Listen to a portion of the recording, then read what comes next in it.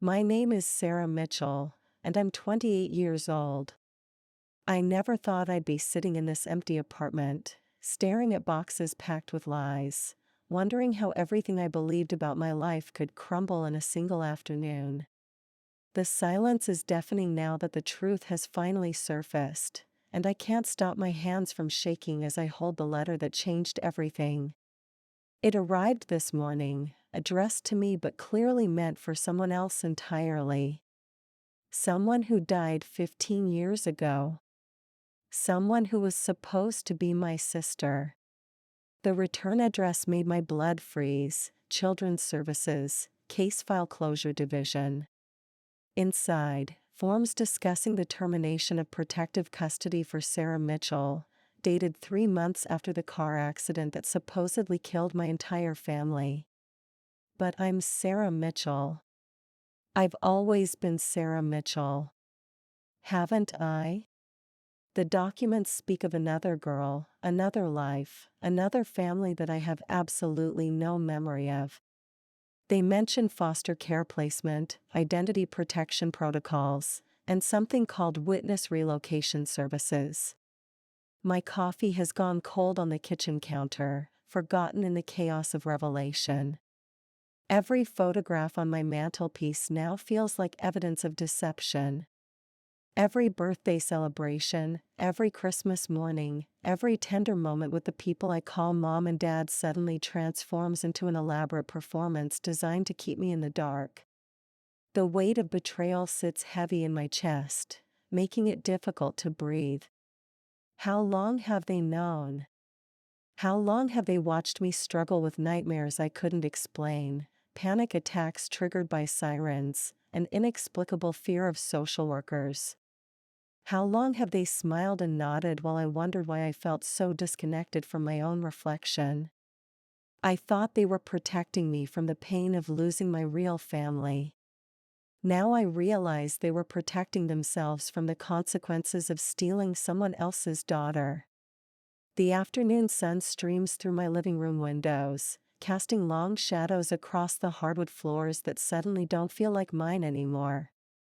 I've lived in this apartment for 3 years, saved every penny from my teaching job to make it perfect, to create the home I thought I'd lost as a child. Now I wonder if anything about my life is real.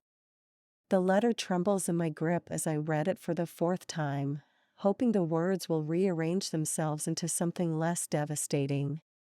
But the facts remain unchanged. Sarah Mitchell was placed in emergency foster care following the traumatic death of her parents in a house fire.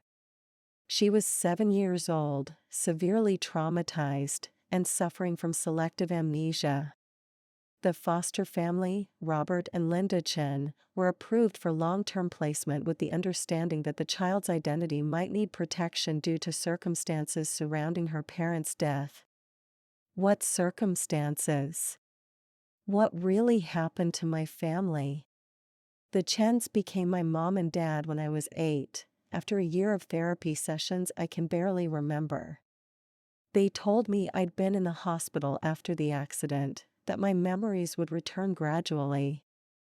They never did. Instead, I built new ones, accepting their stories about my childhood, their explanations for why we had no extended family, why there were no relatives at holidays or graduations. I believed them when they said the accident had been too traumatic for me to remember, that it was better to focus on the future rather than dwelling on the past.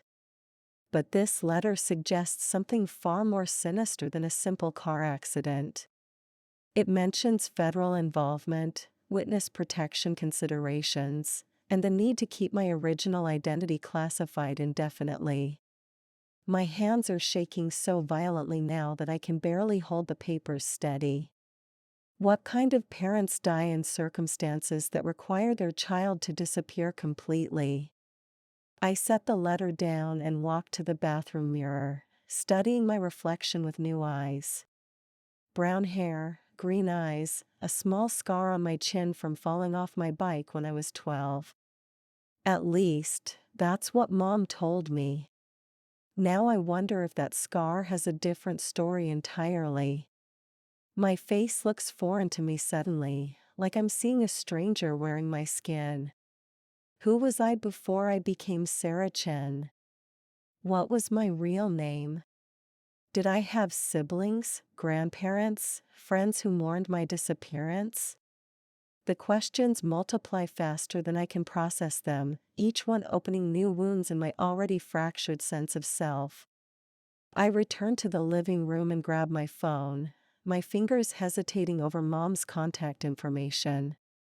Linda Chin has been the only mother I've known for 20 years. She taught me how to braid my hair, helped with homework, celebrated every milestone with tears of pride in her eyes. She held me through nightmares, sang lullabies when thunder frightened me, and told me every day that I was loved beyond measure. Were those moments real, or were they carefully constructed performances designed to keep me compliant and unquestioning? I think about all the times I asked about our family history, about baby pictures that never existed, about relatives we never visited. Mom would get this distant look in her eyes and change the subject, usually with some distraction or treat that made me forget my questions. Dad would leave the room entirely, claiming he had work to do. I thought they were just private people, maybe embarrassed about their own humble beginnings. Now I realize they were terrified of their carefully constructed lies unraveling. The betrayal cuts deeper than any physical wound I've ever experienced. These people raised me, loved me, shaped every aspect of who I became, and they built it all on a foundation of deception. My phone buzzes with a text from Mom asking if I want to come over for dinner tonight. The normalcy of the message feels obscene given what I now know.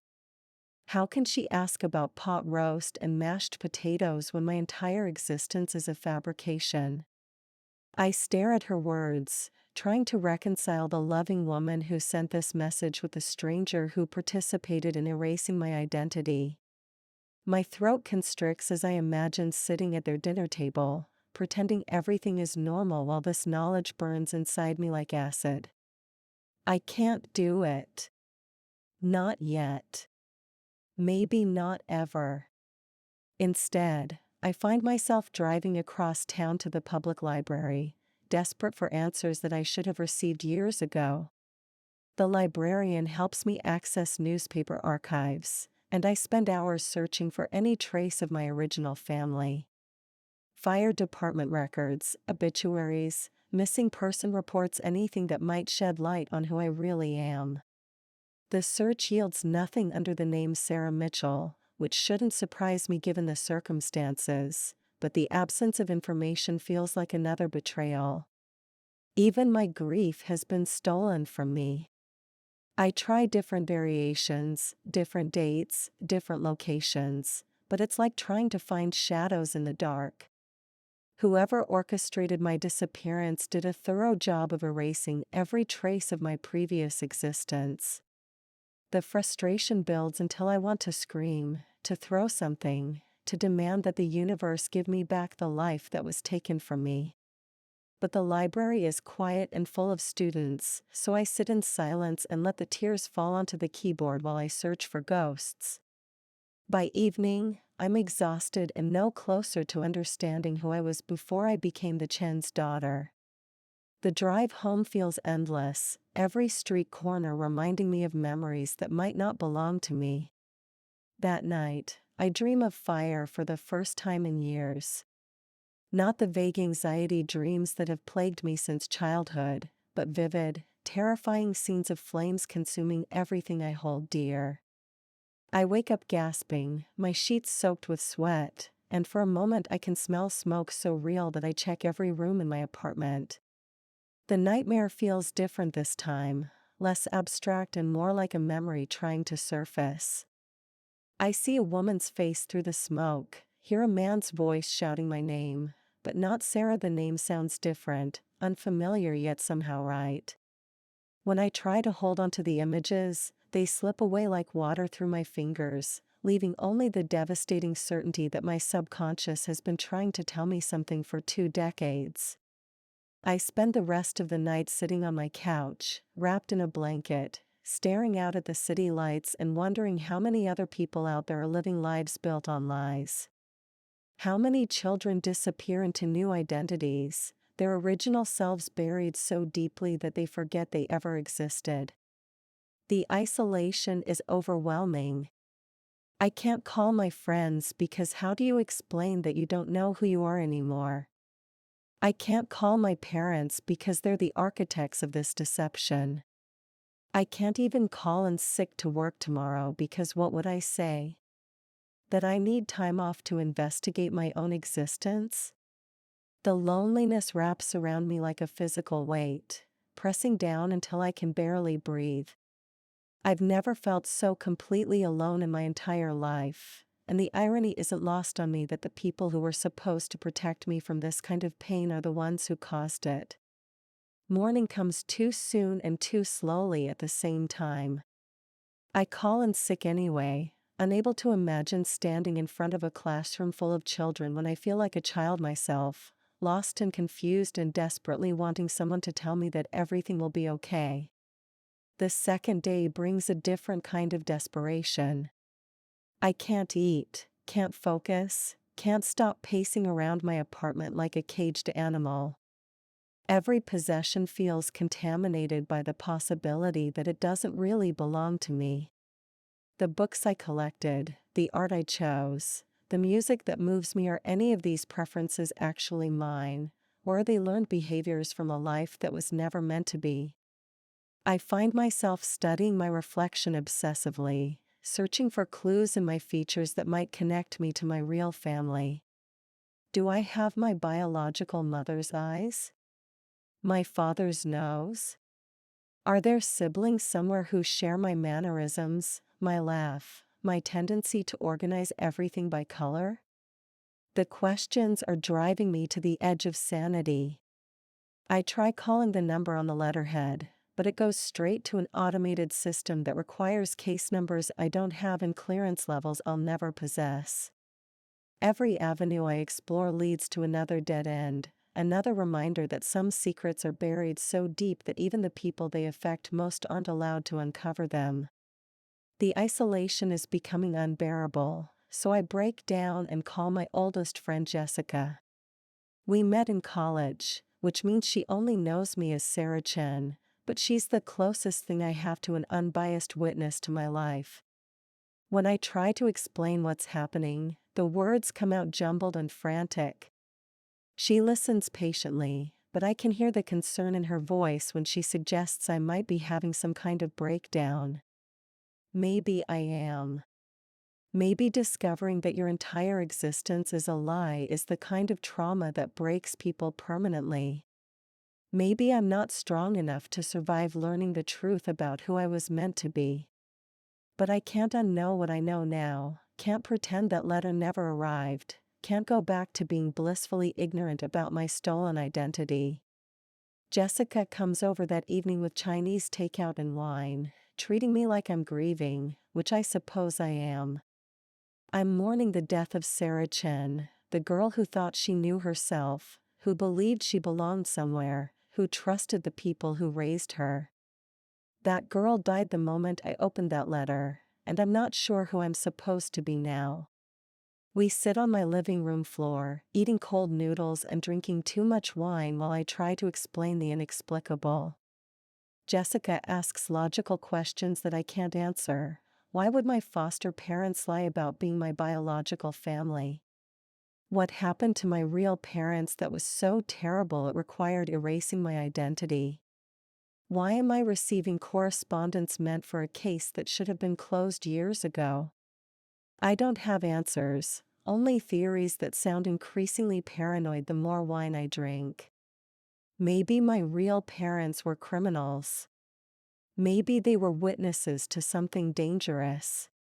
Maybe they were involved in something that put me at risk, and the only way to protect me was to make me disappear completely.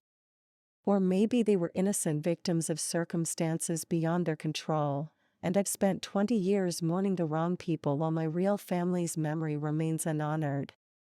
The not knowing is the worst part, the way it makes every possibility equally viable and equally devastating. Jessica stays until I fall asleep on the couch, and I wake up the next morning to find her gone and a note promising she'll help me figure this out. But how can she help when I don't even know what questions to ask? How can anyone help when the people who hold the answers have been lying to me for 2 decades? I shower and dress mechanically, going through the motions of normal life while feeling like I'm watching someone else's routine from the outside. The third day brings an unexpected visitor. I'm sitting at my kitchen table, staring at a bowl of cereal I can't bring myself to eat, when someone knocks on my door. Through the peephole, I see a woman in a business suit holding a briefcase, and my heart stops. She looks official, governmental, like someone who might have answers to questions I'm afraid to ask. When I open the door, she introduces herself as Agent Rebecca Torres from the Department of Family Services, and asks if she can come in to discuss a sensitive matter regarding my case file. My case file. The words hit me like a physical blow, confirmation that I am indeed a case, a problem that needed solving, a loose end that someone forgot to tie up properly. Agent Torres is professional but not unkind as she explains that the letter I received was sent in error during a routine file review. She apologizes for any confusion it may have caused and asks if I have any questions about my placement history. Questions. I have nothing but questions, and for the first time in days, I'm sitting across from someone who might actually have answers. But when I start asking, her responses are carefully worded non-answers that tell me nothing while revealing everything. Yes, I was placed in protective custody following a traumatic incident. No, she cannot discuss the specific circumstances that led to my placement. Yes, my adoptive parents were fully briefed on my situation. No, she cannot provide details about my biological family without proper authorization. The dance of bureaucratic evasion is maddening, especially when it concerns my own life, my own history, my own right to understand who I am. Agent Torres seems genuinely sympathetic, but she's bound by protocols and privacy laws that apparently don't recognize my right to know my own story. The meeting lasts an hour and leaves me more frustrated than before, with nothing but business cards and phone numbers that will lead to more dead ends. After Agent Torres leaves, I sit in my kitchen staring at the business card she left behind, running my finger over the raised lettering while trying to process what just happened. The fact that she came here at all tells me that my discovery of the truth has triggered some kind of response system, that there are people monitoring my case even after all these years. The thought is both comforting and terrifying. Comforting because it means someone cares enough to check on me, terrifying because it confirms that whatever happened to my real family was significant enough to warrant ongoing surveillance. I think about Agent Torres's careful words, the way she measured each response like she was walking through a minefield.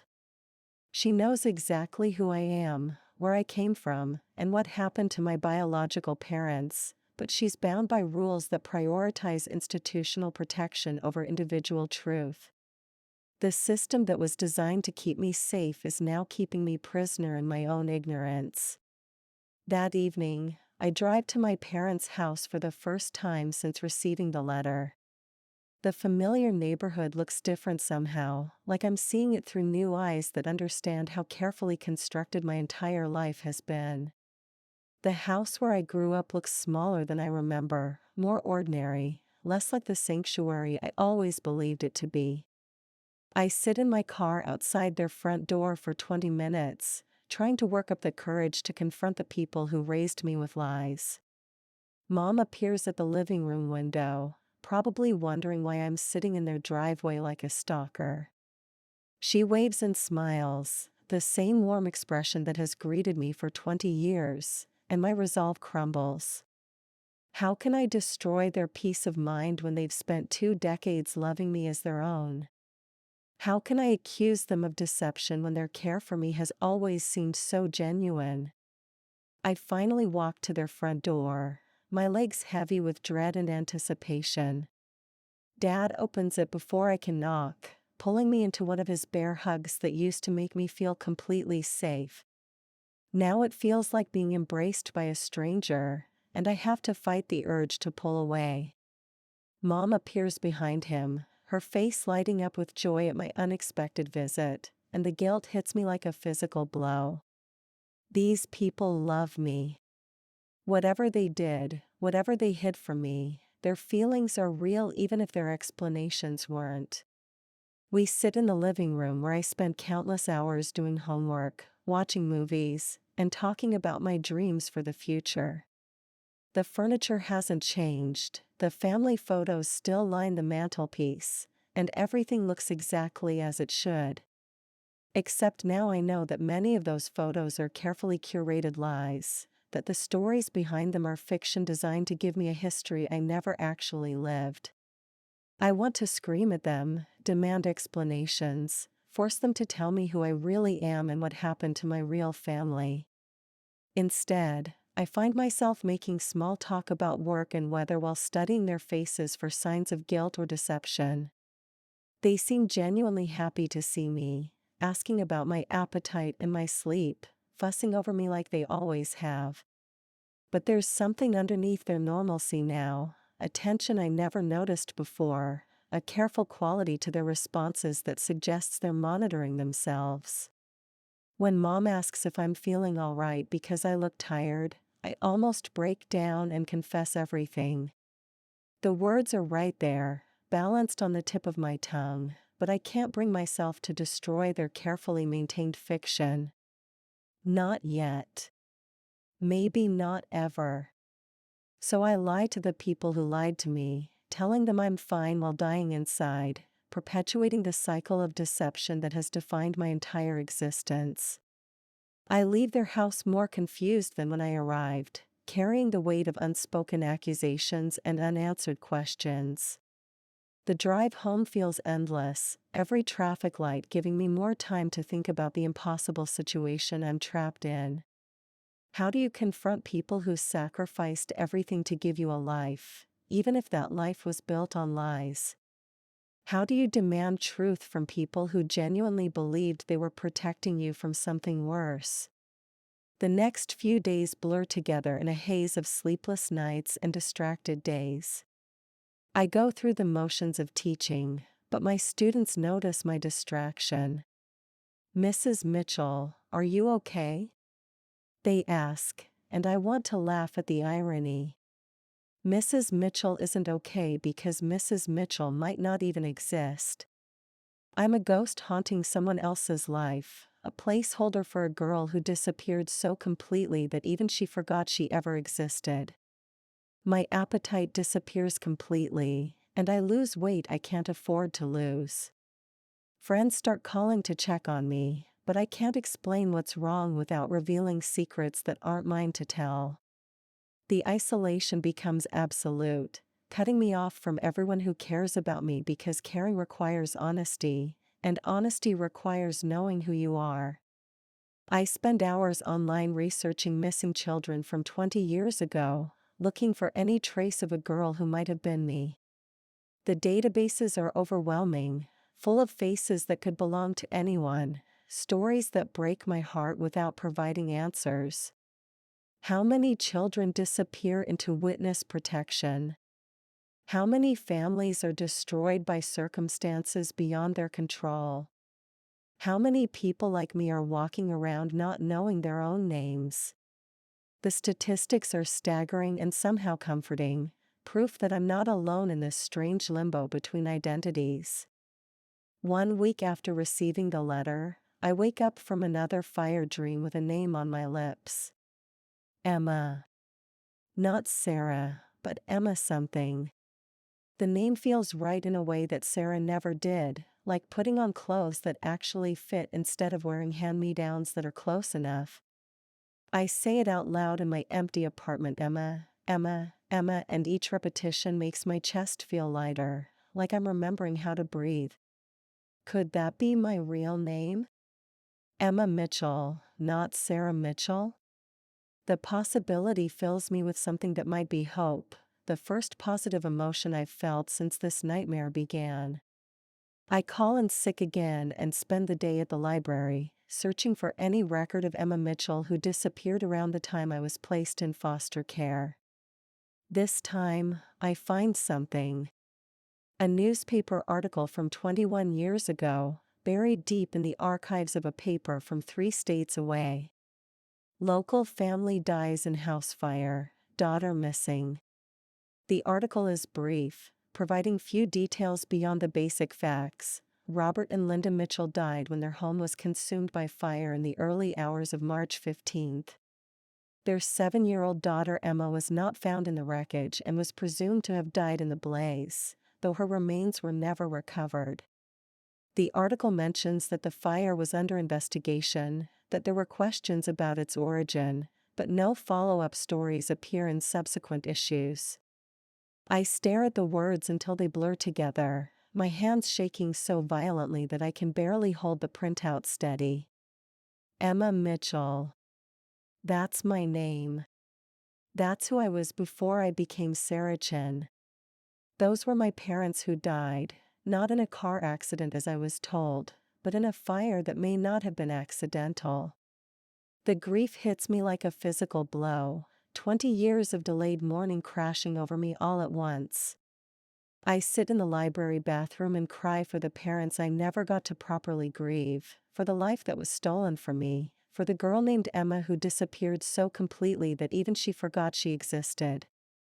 The tears feel like they'll never stop, like 20 years of accumulated confusion and displacement are pouring out of me all at once. When I finally compose myself enough to return to the computer, I print every article I can find about the Mitchell house fire. There aren't many, only 3 brief reports that raise more questions than they answer. Why was the fire under investigation? Why were my parents' deaths treated as potentially suspicious? What happened to make someone decide that Emma Mitchell needed to disappear completely? The articles mention that Robert Mitchell worked for a technology company and Linda was a nurse, but they don't explain why a seemingly normal family would become targets for violence. Unless they weren't as normal as they appeared. Unless they knew something, saw something, or possessed something that made them dangerous to the wrong people. I think about the witness protection angle Agent Torres refused to discuss, and pieces of a terrifying puzzle start falling into place. Maybe my parents weren't the criminals, maybe they were the witnesses. Maybe they died because they tried to do the right thing, and I was hidden away to protect me from whoever killed them. The thought is both devastating and oddly comforting. At least it would mean they were heroes rather than villains, that their deaths had meaning beyond random tragedy. But it also means that someone out there might still consider me a threat, that the little girl who witnessed something terrible might still be dangerous to people with secrets to protect. That night, I call Agent Torres's number and leave a message asking her to contact me as soon as possible. I don't sleep, can't eat, can't think about anything except the newspaper articles and what they might mean. When she calls back the next morning, her voice carries a tension that wasn't there during our meeting. She asks if I've been conducting research into my background, and when I tell her about finding the articles about Emma Mitchell, the silence on the other end of the line is deafening. Finally, she speaks, her words careful and measured. She can neither confirm nor deny my interpretation of the documents I found, but she strongly advises me to stop investigating my past and to avoid sharing information about my case with anyone. The implication is clear: I'm still in danger. After 20 years, whoever killed my parents might still be looking for the little girl who got away. The fear is paralyzing, but it's also clarifying. Everything makes sense now: the careful way my adoptive parents monitored my activities, their reluctance to let me travel alone, their insistence that I stay close to home for college. They weren't being overprotective parents, they were following protocols designed to keep me alive. The elaborate fiction of my new identity wasn't just about helping me heal from trauma. It was about making sure the people who killed Emma Mitchell's parents could never find Sarah Chin. I hang up the phone and walk to my bathroom mirror, studying my reflection with new understanding. I'm looking at a survivor, a witness, a target who has been hidden in plain sight for 2 decades. The girl staring back at me has lived through more than she ever knew, has been stronger than she ever realized, has carried secrets that could get her killed without even knowing they existed. The knowledge changes everything and nothing. I'm still the same person I was yesterday, with the same job, same apartment, same friends who don't know my real name. But now I understand why I've always felt like I was wearing a costume, playing a role that never quite fit. Sarah Chin was a character I was assigned to play, and I've been so committed to the performance that I forgot I was acting. Emma Mitchell was buried so deeply that even I couldn't find her, but she's been there all along, waiting for someone to call her name. The next few days are strange and disorienting as I try to integrate these two aspects of myself. I am Sarah, the teacher who loves her students and wants to make a difference in their lives. I am Emma, the survivor who lost everything but refuses to be defeated by circumstances beyond her control. I am both and neither, a hybrid identity forged by tragedy and necessity. I decide not to confront my adoptive parents yet. They've spent 20 years protecting me from truths I wasn't ready to handle, and I need time to process what those truths mean for my future. But I also know I can't continue living in ignorance, pretending that my life began the day I woke up in a hospital bed with no memories of my first 7 years. I start seeing a therapist who specializes in trauma recovery, though I can't tell her the whole truth about my situation. Instead, I talk about feeling disconnected from my identity, about questioning the stories I've been told about my past, about the strange sense that I'm living someone else's life. She's helpful in ways that surprise me, teaching me techniques for processing grief and confusion, for building a sense of self that isn't dependent on external validation or historical accuracy. 3 months later, I'm different but not broken. I've legally changed my name back to Emma Mitchell, a process that required more paperwork and official intervention than most people need, but Agent Torres helped navigate the bureaucratic maze. My students call me Ms. Emma now, and the name feels like coming home after a long journey. I've had difficult conversations with my adoptive parents, the people who will always be mom and dad regardless of biology or legality. They cried when I told them I knew the truth, apologized for the lies even though I understand why they were necessary. They explained that they were told I might never remember my previous life, that it would be easier for everyone if I believed I'd always been their daughter. They were wrong about that, but their intentions were pure, and their love was real. That's what matters now. I still don't know all the details about what my biological parents witnessed or why they had to die for it. Some secrets are too dangerous to uncover, some truths too costly to pursue. But I know who I am now, both the girl I was and the woman I became, and that knowledge is enough. I'm teaching a unit on identity to my students, helping them explore what makes them who they are beyond their names and families and circumstances. When they ask if I've ever questioned my own identity, I smile and tell them that identity is something we create and recreate throughout our lives, that sometimes the most important discoveries we make are about ourselves. They nod like they understand, though they can't possibly comprehend the journey that brought me to this classroom, to this moment, to this acceptance of my complex and complicated existence. My name is Emma Mitchell, and I'm 28 years old. I'm a survivor, a teacher, a daughter to 2 sets of parents, and a woman who finally knows her own name. They lied to protect themselves and me, and I've learned to live with both the lies and the truth. Some stories don't have neat endings, but they have continuations, and mine is just beginning.